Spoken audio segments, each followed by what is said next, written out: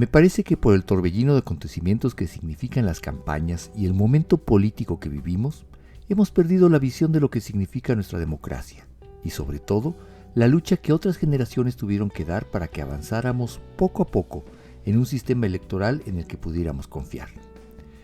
Pero lo que hoy tenemos no es nuevo, ni ha sido una concesión. Por el contrario, es producto de una lucha que ha costado mucho esfuerzo. Sin embargo, pareciera que hay quien desde el poder está dispuesto a enterrar ese esfuerzo y buscar otros modelos. Es por eso que me quise reunir con Alfredo Figueroa. Su solo nombre es una referencia dentro de quienes han luchado largamente por contar con instituciones ciudadanas y democráticas. No en vano fue consejero electoral del entonces IFE y hoy INE.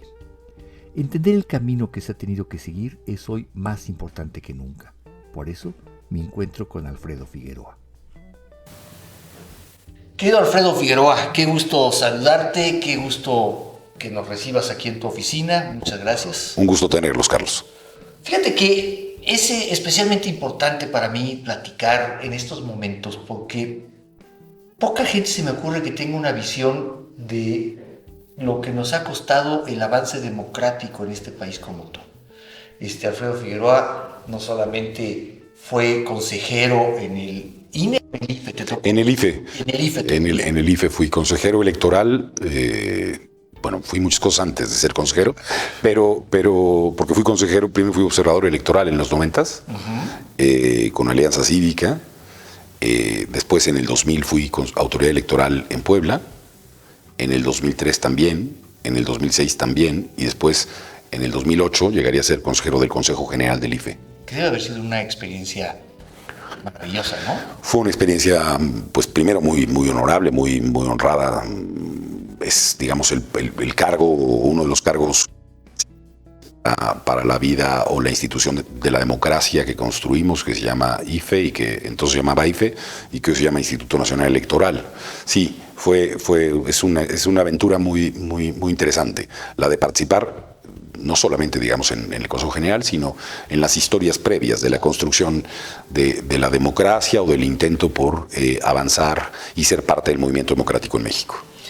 Y hablemos de democracia, Alfredo, sí. Porque hoy, y desde hace muchos años, ya quizá 3 años, tú corrígeme, en el centro del huracán está lo que hoy es el INE y su autonomía o no, si gasta mucho o no, si podríamos regresar a que el gobierno federal sea la autoridad electoral. Hoy pareciera que no tenemos claro o en su justa dimensión qué es el INE. ¿En dónde estamos en materia de avance democrático? Mira, México, y esto es importante también para las nuevas generaciones, y hacer una revisión de historia, de dónde veníamos, ¿no? Exacto.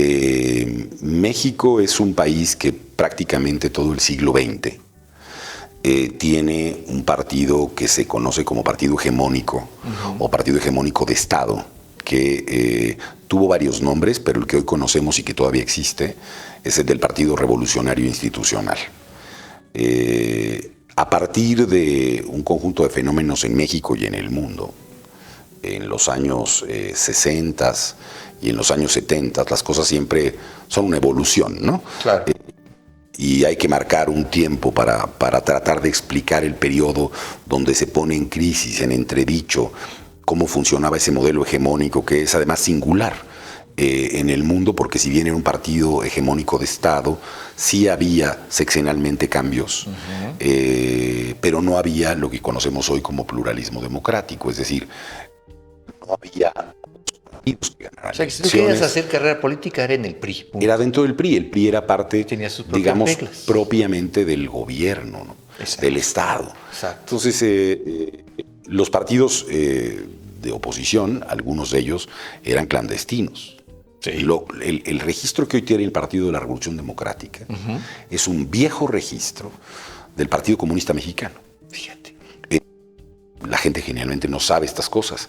El Partido Acción Nacional, que es el que tiene el registro, digamos, más viejo, porque el PRI quedó en nombres y los registros fueron distintos, es un partido que tiene ya muchísimos años, pero eran partidos que no podían contender en los procesos electorales. Bueno, No me alargo. Solo digo que a partir, digamos, de una primera reforma, que conocemos como la del 77, empiezan a modificarse las reglas del juego en México, que es la reforma Reyes-Heroles, que conocemos de esta manera. Luego viene el 88 con lo que se conoce como un fraude electoral en el país. Sí, la famosa caída del sistema. Caída del sistema con el ingeniero Cuauhtémoc Cárdenas.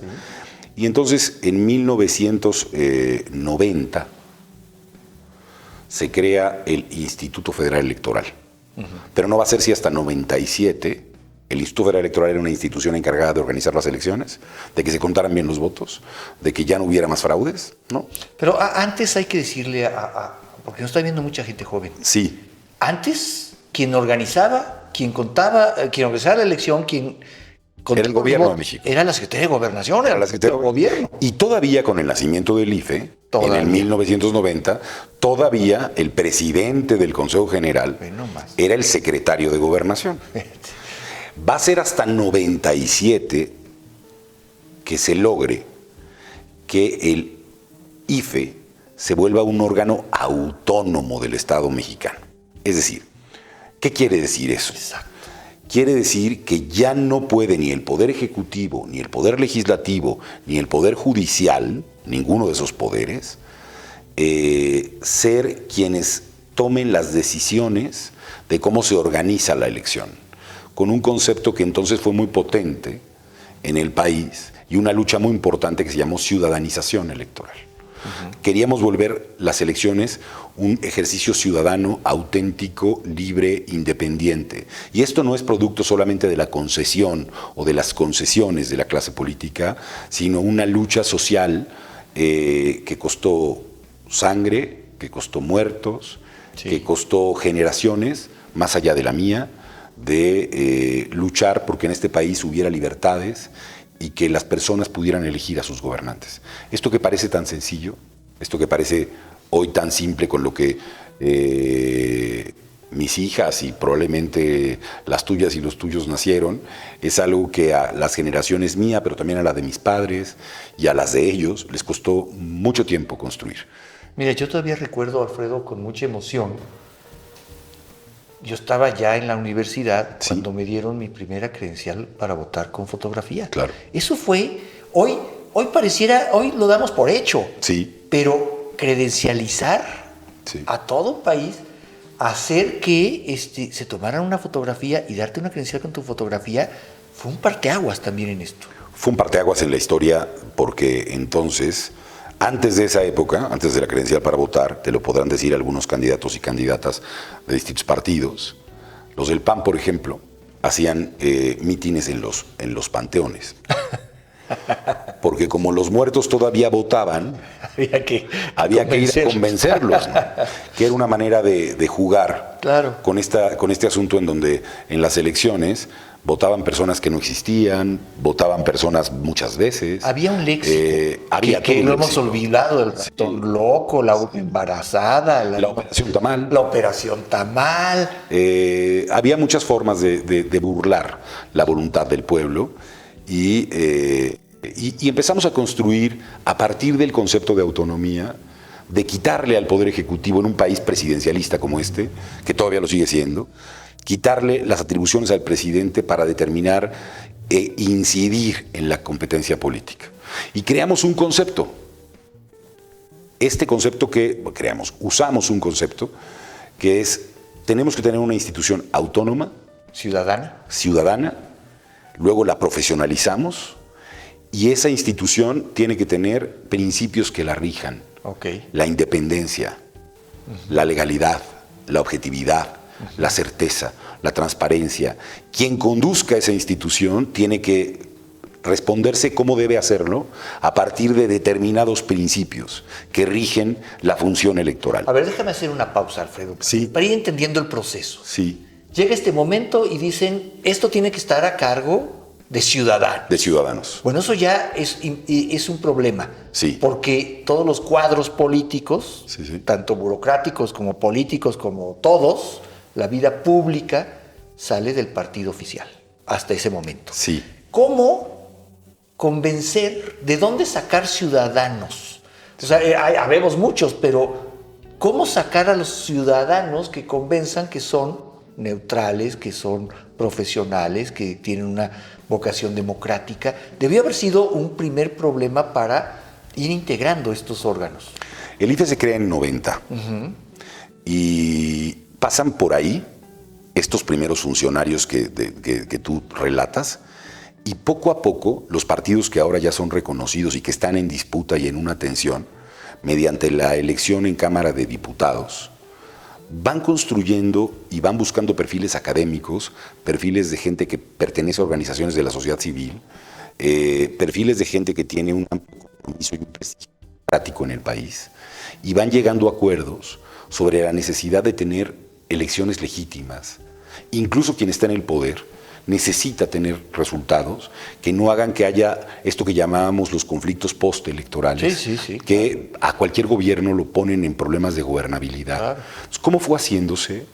Bueno, primero buscando en esos, digamos, en esos espacios, en esos los espacios académicos, en los espacios de la sociedad civil, con gente con una trayectoria democrática.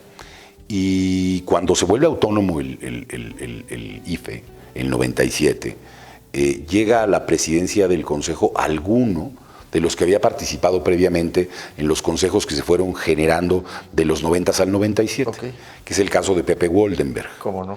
Quien era un académico con un prestigio, digamos, público, que fue capaz, digamos, de persuadir a las fuerzas políticas de votar por 2/3 partes, y ahí hay una historia interesante, junto con otras compañeras y compañeros que también venían del espacio académico, periodistas, gente que había tenido que tener un comportamiento, digamos, imparcial, que no es igual a neutral, hay que hacer consideraciones, que tienen un compromiso con la democracia y que son, digamos, producto de un gran acuerdo político. El país está en una necesidad de construir acuerdos políticos, y diseñamos un modelo de transición que incluyó esta parte, que es más complejo y más grande, quizá en otra ocasión lo podemos platicar, pero hablando de esa institución, se pensó que se tenía que producir ahí.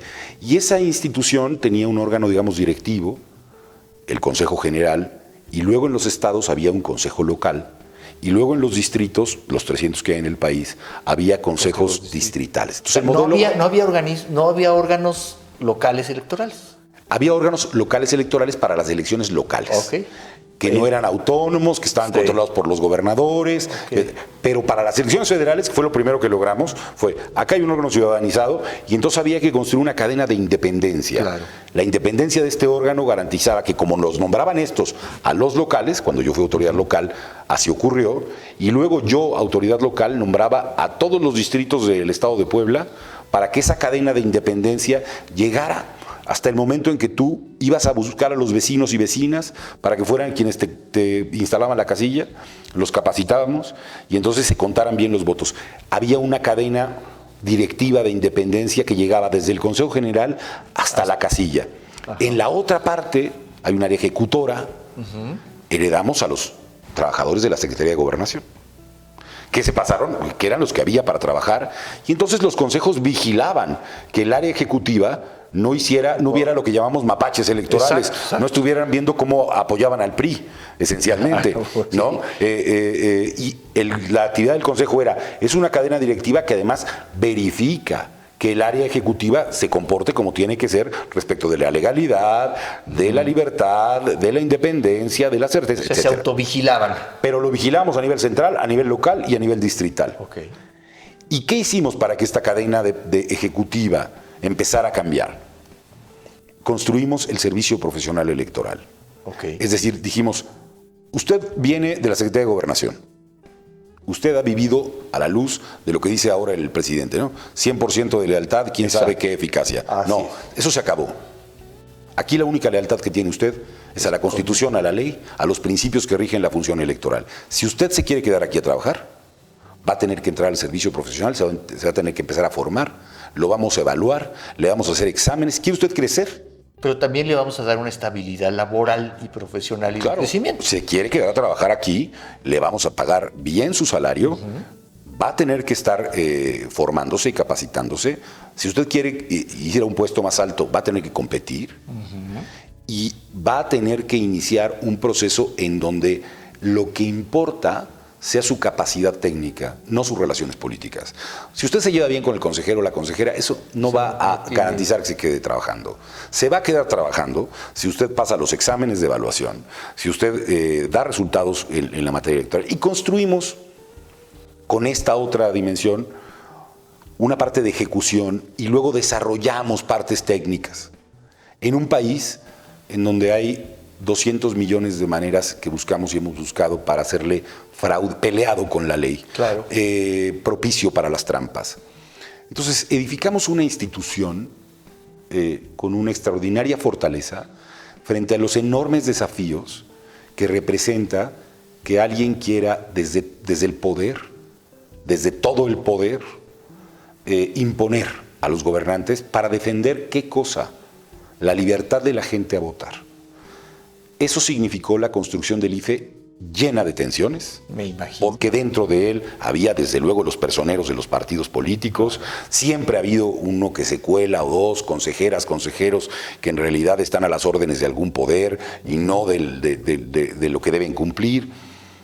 En el IFE se vivían tensiones enormes para poder ir avanzando gradualmente en términos de la defensa de la democracia y del derecho de las personas a elegir. Bueno, hay historias fantásticas. Una de ellas, que quizá algún día podamos platicar más ampliamente, pero te digo una cosa.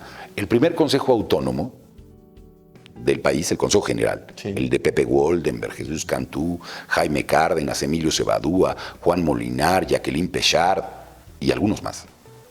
Puros nombres importantes. Sí, ese primer consejo. Sí. Son acordados en la Secretaría de Gobernación.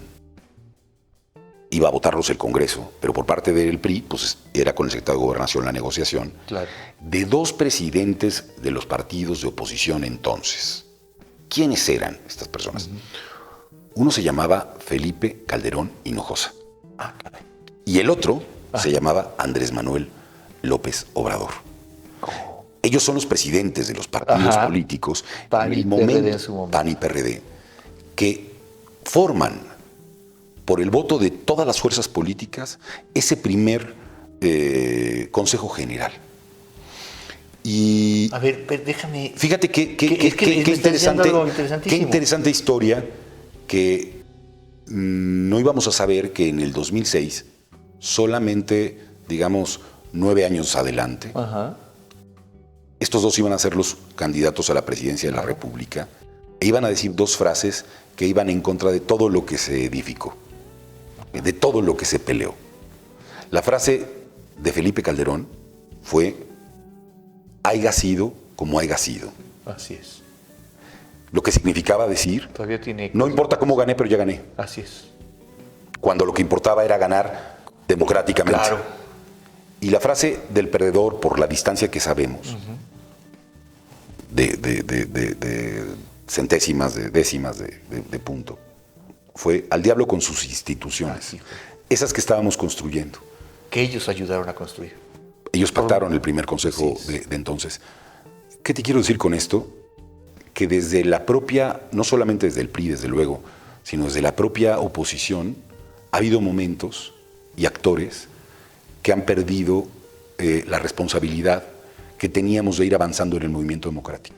Esos dos actores fueron actores claves en una parte de la historia en la que les tocó vivir como constructores de la democracia, y como esos mismos constructores de la democracia, y eso va a tener que ver seguramente con lo que vamos a hablar ahora, se vuelven después personas dispuestas a despreciar lo que nos costó a tantas personas construir durante tantos años y con tanto esfuerzo, para que después de que logramos lo que hemos logrado, que todavía tiene muchas carencias, que todavía tiene muchos problemas, que tiene muchas dificultades, encima se quiera romper los poquitos logros que fueron producto no del esfuerzo de una persona, sino de generaciones de personas y de una lucha entre quienes estaban en el movimiento democrático contra quienes estaban y siguen estando en el proceso de construir un país de corte autoritario. No abandonemos ese momento que nos estás relatando, porque me parece que es profundamente simbólico de lo que nos está sucediendo hoy. Y tú me hablas de un parto del INE, del IFE en ese momento. No fue una graciosa concesión del poder. No. Fue, como tú bien nos lo relatas, una lucha de generaciones. Alguien entendió que estirar un poco más la liga podría traer consecuencias y que la forma de distender era buscar un instituto como este. Me hablas también de cómo se integra este primer consejo, los personajes que 9 años más adelante... El secretario de Gobernación era Emilio Chaufet. Emilio Chaufet. Pero cuéntame, ¿cómo percibes tú que en ese momento la sociedad en su conjunto, no los partidos políticos, no el poder, la sociedad veía el surgimiento del instituto? Te lo pregunto porque hoy no noto un apego, no noto el mismo apego social a la institución. Creo que se ha ido perdiendo y no encuentro un punto en el que digamos por qué.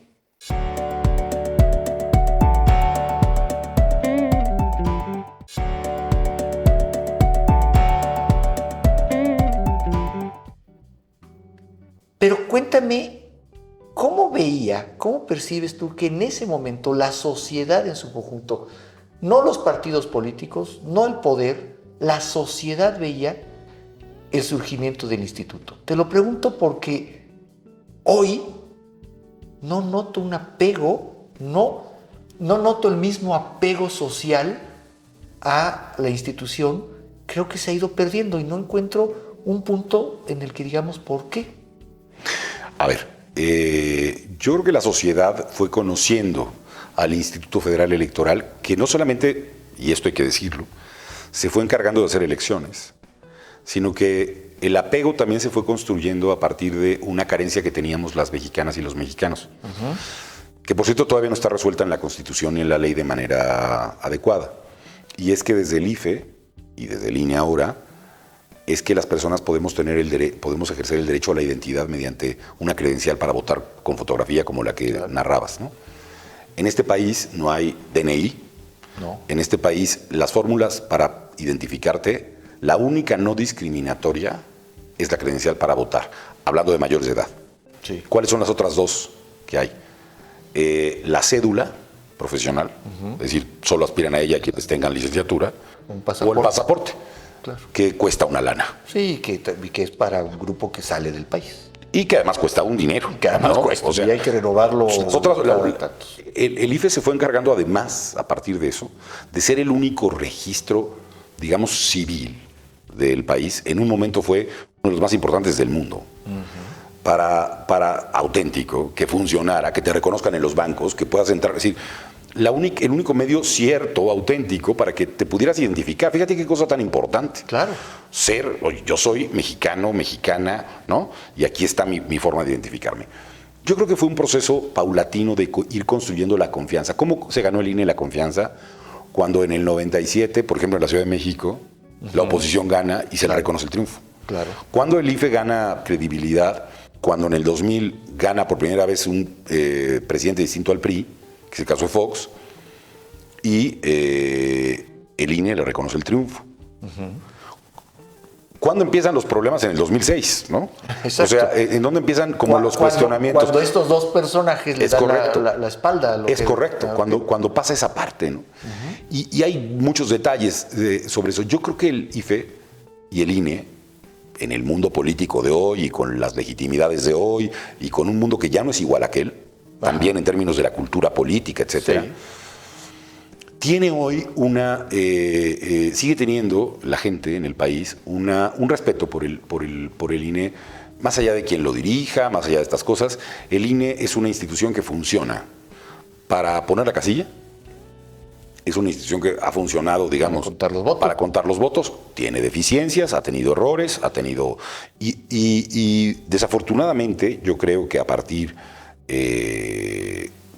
cuando se crea el INE hay errores importantes en su creación y muy claramente a partir del ejercicio del poder de este gobierno y de otros actores, en otros momentos, incluidos los medios de comunicación. Claro. Ha habido una lógica de bombardear al Instituto Nacional Electoral. Por ejemplo, ese proceso de bombardeo empieza en un momento. Sí, en el 2006. ¿Pero tú identificas un punto en el que... Sí, identifico un punto muy importante. Hicieron un gran acuerdo los partidos políticos en el 2007. Un gran acuerdo. ¿Todos? Todos los partidos políticos. Y decidieron enfrentar, no con López Obrador ni con Calderón, pero deciden enfrentar en el Senado y en la Cámara de Diputados a un actor que había surgido, que se conoce conceptualmente como poderes fácticos. Sí. Que eran los que decidían si tu propaganda pasaba o no pasaba en la tele y en la radio. Claro, los tiempos oficiales famosos que ahora. Entonces lo que deciden con ese gran acuerdo es decir, no, pues si el dueño de la propaganda no es si tú me quieres vender el tiempo, no, tú eres una concesión del Estado mexicano. Claro. Y por lo tanto, ese negocio con el que extorsionas a políticos, tú, Televisa, a ti te hablo, o tú, Azteca, a ti te hablo, ¿no? Hoy hay más. Sí. O tú, X, ¿no? Que son grandes negocios, eso se acabó. Va a ser a partir de los tiempos del Estado mexicano, cuando la propaganda se distribuya 30% igualitariamente y 70% por cómo te fue en la última elección. Así. Y no va a decidirse si tú, concesionario, quieres venderle o no propaganda al señor presidente municipal de Amozoc, Puebla. Claro. O al señor candidato a la presidencia de la República. Porque además fijaban sus tarifas y ellos tenían tarifas comerciales y tarifas políticas. Claro. Hoy las tarifas políticas eran brutalmente por arriba de Pero las además comerciales. le negabas algo más importante. La gente tiene derecho a conocer Claro. la propuesta de A y de B. Y ellos decidían Y si quién. tú eres el que decide quién entra y quién no entra, ese derecho de la gente se ve disminuido. Entonces, el modelo de comunicación, con sus virtudes y sus defectos y todo lo que tiene, lo que buscó fue eso. Claro, y por eso, y yo te lo marco porque en ese momento, a lo mejor la gente, Perdóname. en el año 2007, es la reforma 2007. constitucional. Bueno, llegan, ya no se acuerda la gente, pero llegan al Senado los dueños de los personeros de la radio y la televisión a hacer un escándalo de decir, nos van a, la libertad de expresión está en juego, aquí hay un problemón. Y entonces el IFE se vuelve el receptáculo, porque le dicen al IFE, ahora, de hoy para mañana, ese es el IFE en el que me toca entrar a mí. Ok. De hoy para mañana usted es el ¿A ti nuevo... le toca justo esta tormenta? Esa tormenta. Wow. Me dicen, de hoy para mañana es usted el nuevo administrador de los tiempos del Estado mexicano. La clase política tomó la decisión en la Constitución y en la ley. Acá están las llaves, señores, y nosotros ya no queremos ver a los señores de las teles, ni de las radios. Y en ese momento, imagínate la televisión y la radio diciendo, diciendo... Y ahí empieza toda esa historia del IFE cuesta mucho. Claro. Y los costos de la democracia y el país un conjunto de mentiras. Pero a ver, que hoy utiliza López Obrador, por cierto, diciendo en todos los sentidos. Claro. Que se inventaron no por López Obrador.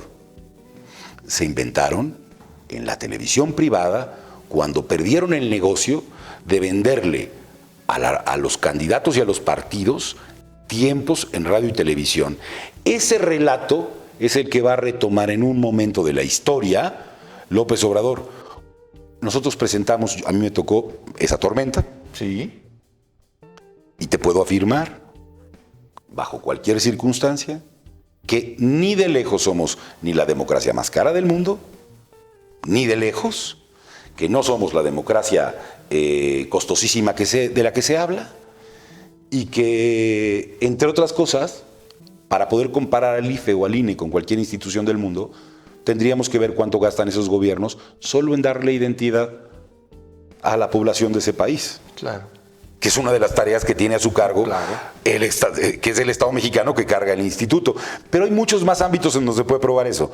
Lo que te quiero decir es que es fácil iniciar una campaña sistemática que entonces empezó ahí y que López Obrador tomó como su bandera a lo largo del tiempo. Y que hoy es una gran bandera. Y que lo que intenta es decirle a la gente, creo que sin convencerla, y veremos eso, qué es lo que ha pasado, si puede destruir una institución que él trata de destruir por razones distintas a las razones de los medios de comunicación entonces. Sí. Es como si alguien, déjame decirlo así, llega y pudo llegar a un lugar mediante una escalera, pero después quiere tirar la escalera para que nadie más pueda llegar a ese mismo lugar. López Obrador no podría estar hoy en la presidencia de la República sin el esfuerzo de generaciones y generaciones que construyeron la institución que hoy quiere demoler. Llegó mediante esa escalera y lo que quiere ahora es que nadie más pueda volver a usarla para que ese grupo político permanezca y se instale en el poder. Pero entonces, Alfredo, en todo esto que nos has contado, esto es, y ha sido señalado por los expertos, poner nuestro momento democrático en los años 80, en los años 70. Bueno, en los años 90 viene en México y en el mundo la creación ya consolidada de estas instituciones, claro, que se llama se ha estudiado como la tercera ola de la democracia de Huntington, digamos, que escribió un autor. En fin, lo que te quiero decir es que no solo en México, sino en otros países hay procesos, digamos, de una democratización adicional en ese periodo de tiempo, y hoy estamos viviendo en el mundo, no solo en México, un proceso que parecería ir en el sentido contrario a la utilidad de la democracia.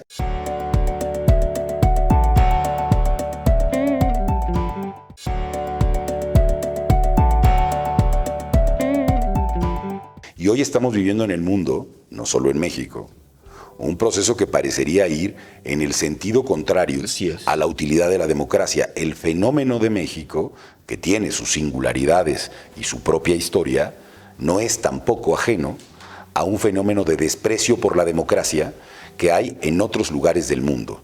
En Europa, en Estados Unidos, en América Latina, en Asia, en fin, vivimos un momento, digamos, de inflexión en el mundo respecto de este tipo de temas, y eso nos haría cuestionarnos un poco también qué está pasando con nosotras y nosotros mismos al consumir, digamos, o al ver ofertas políticas, qué cosas no funcionaron bien, qué cosas están funcionando mal de las democracias del mundo, para poder entrar en esa reflexión. Lo grave es que en el caso mexicano al menos, la búsqueda es ir en el sentido contrario del avance democrático. Exacto. No en la profundización de la democracia y en la corrección de sus errores, sino una suerte de regresión autoritaria en donde ahora, señor que gobierna el país, quiere decir, yo me voy a hacer cargo de hacer las elecciones, es decir, como le hizo el PRI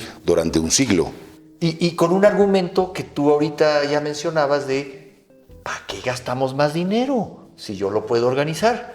¿Para qué tenemos el instituto electoral o para qué tenemos el registro de electores si la Secretaría de Gobernación puede hacerlo? Bueno, ¿por qué no lo hacemos mejor? ¿Por qué hacemos elecciones y nos cuestan dinero y no les digo yo quién debe gobernar? Bueno, pues claro. Que es la parte posterior a eso. Claro. ¿Por qué no les digo yo quién ya los va a gobernar? Nos dejamos de historia. Pero mira, nuestra democracia tuvo muchos errores. Nuestro modelo de transición, en mi opinión, es fallido en muchas cosas, siendo yo partícipe de la lucha por esa democracia, y sigo siéndolo, pero a ver, aquí tenemos un problema principalísimo en México, principalísimo, que explotó en el 18. Que es lo que le permitió llegar a López Obrador también, entre otras cosas, y es la ausencia de democracia de los partidos políticos. Correcto. Hay cosas de las que nadie habla, ningún partido, ni los de oposición. ¿De qué es? ¿De qué va esto? Creo que lo hemos comentado en alguna otra ocasión. ¿Cómo está eso de que los dueños de la boleta son un grupito así del país? Así es. ¿Qué digo? ¿Qué son los dueños de la boleta? Yo he hablado del concepto del secuestro de la boleta electoral. Okay. Claro. ¿Quién puede llegar a la boleta donde va a votar 90 millones de mexicanos? Los que digan ese grupito. Entonces no somos una democracia completa. Si para decir, usted va a votar por los que yo elija, yo grupito, que puede votar. Claro. Entonces tenemos una visibilidad sobre la sofisticación y el costo que es. Mira, la boleta es muy confiable, mira la credencial para votar, pero nadie ve cómo se llega a esa boleta. ¿Cómo llegas aquí? ¿Cómo le hago para llegar aquí? Claro. Es un derecho constitucionalmente reconocido. ¿Cómo llego acá? No, perdón.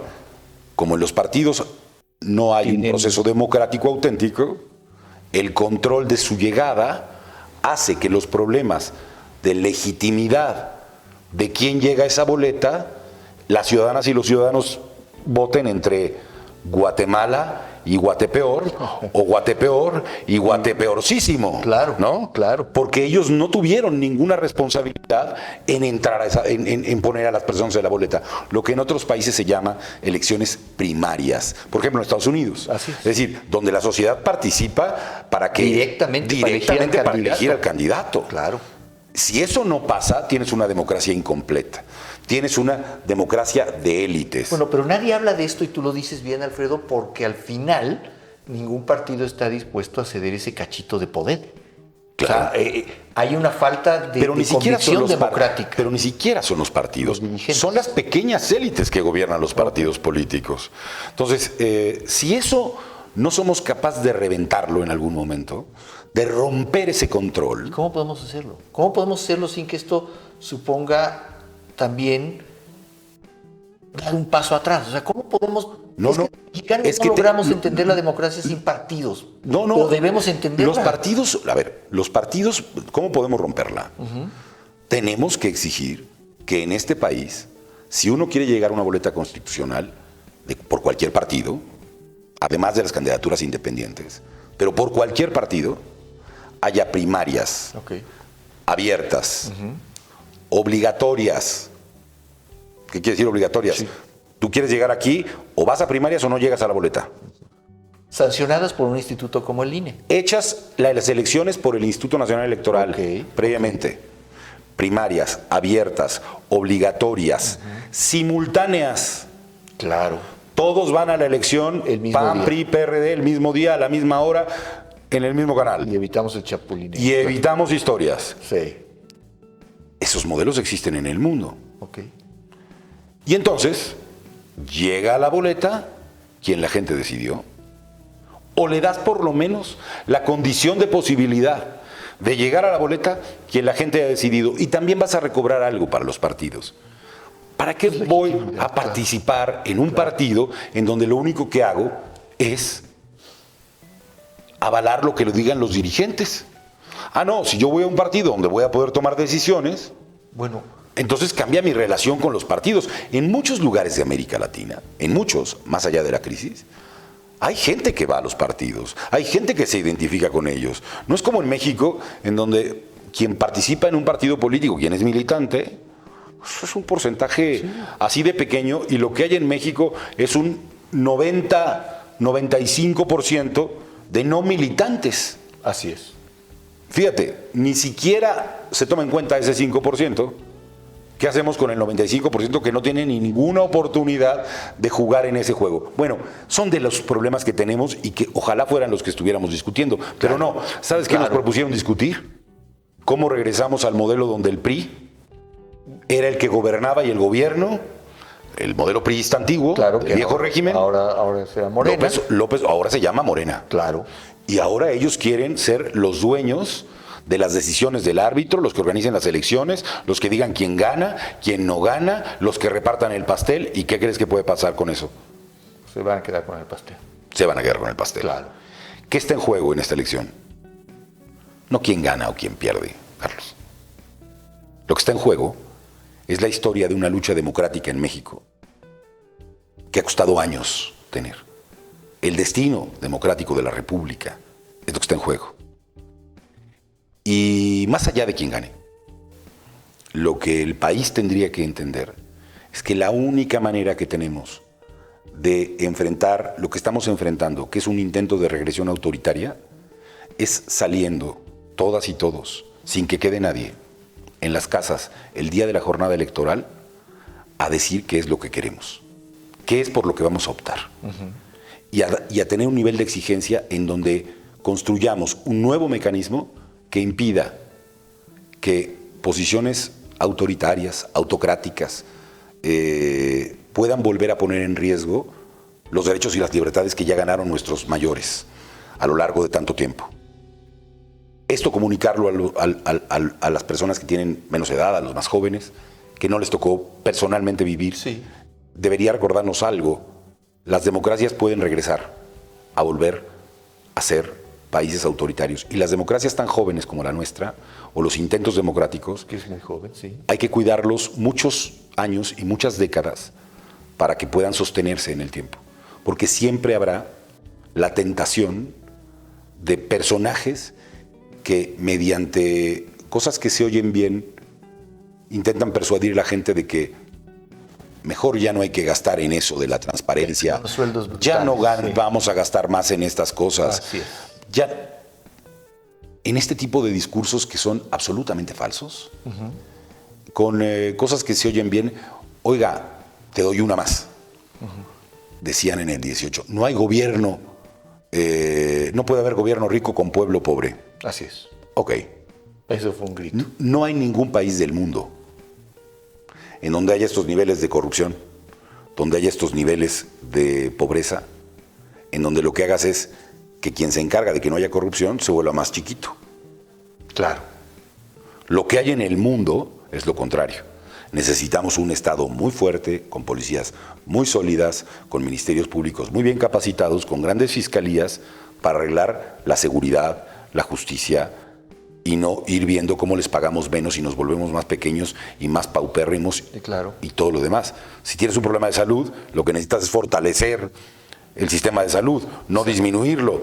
Ah, pero eso de pueblo rico, gobierno rico con pueblo pobre se oye bien. Se oye bien. Eso es absurdo. Ningún país del mundo ha salido adelante pauperizando al gobierno, porque lo que reinará será la precariedad, que es lo que ha ocurrido en este país durante estos años en muchos sentidos.